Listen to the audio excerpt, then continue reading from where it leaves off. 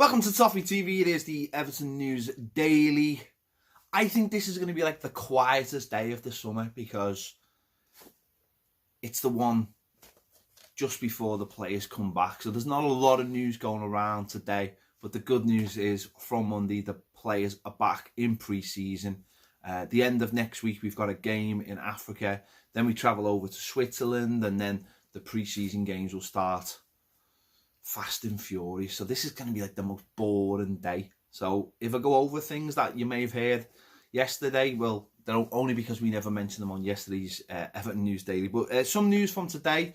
McPartland, the 18-year-old under-23s player, signed a new contract with Everton. He's a centre-forward. And he's probably going to get a lot more games this season, I imagine, for the under-23s, with Sambu set to leave the club. A lot of talk about Ellis Sims and not much talk about this kid. So Everton have got him under contract for another year, and I'm sure he'll play a lot more games in the under-23s this year. So good luck to him. Well done for getting a new contract.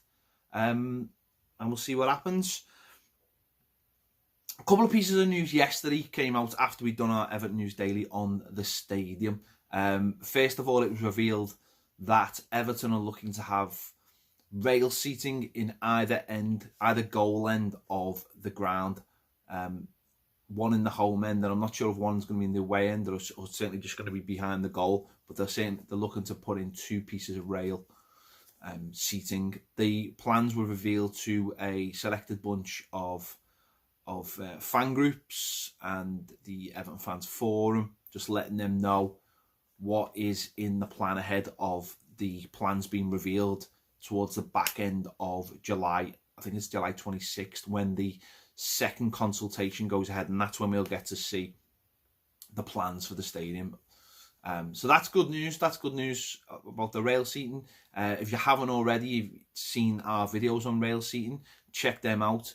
When we went over to Germany, when we went to Shrewsbury as well to look at the rail seating, and there's a little video we've got online with I'll put all the links in the video. A little video explaining what rail seating is as well if you're unsure of what that is. So make sure you check them out.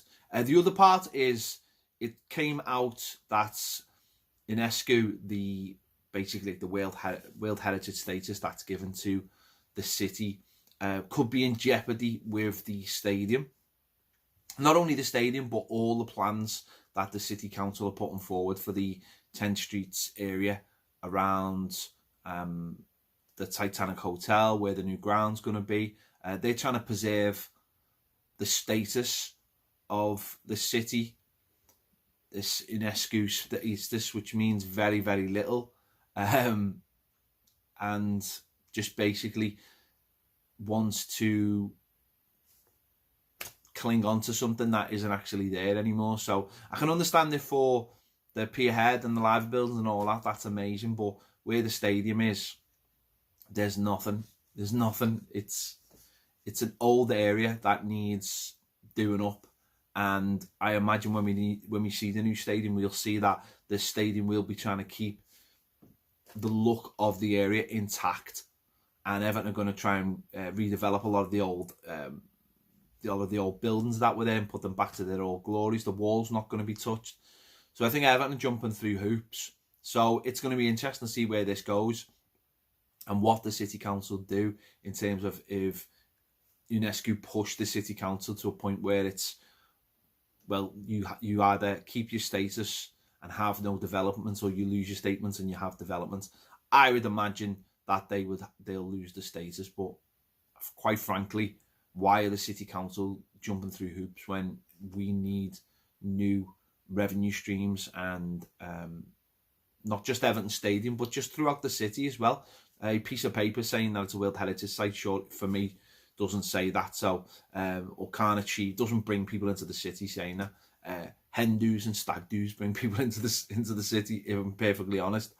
So I don't think those people have a look and see whether it's a World Heritage Site. And football brings people into the city as well. They spend a lot of money here, so we'll have to wait and see on that. So that's it hasn't really been reported. In fact, if it wasn't a quiet day, I don't think I'd bother talking about it, because I just think it's like, whatever. A lot of people probably think it's a negative thing and it could stop Everton. I don't think it's a thing that will stop Everton Stadium, so I'm not worrying too much about it. International news: Senegal played yesterday. I didn't even realise this. They played yesterday. They got beat 1-0.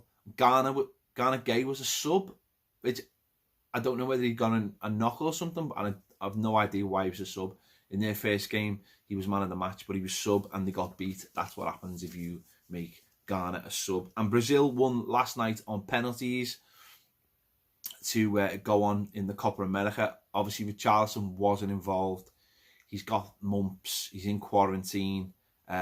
We don't know yet whether that's his tournament over, but I'm sure they're just going to play it day by day and see how he gets on with that. So I think Mina plays, I think it's tomorrow for Colombia, or Colombia certainly play tomorrow. I'm sure he'll be involved.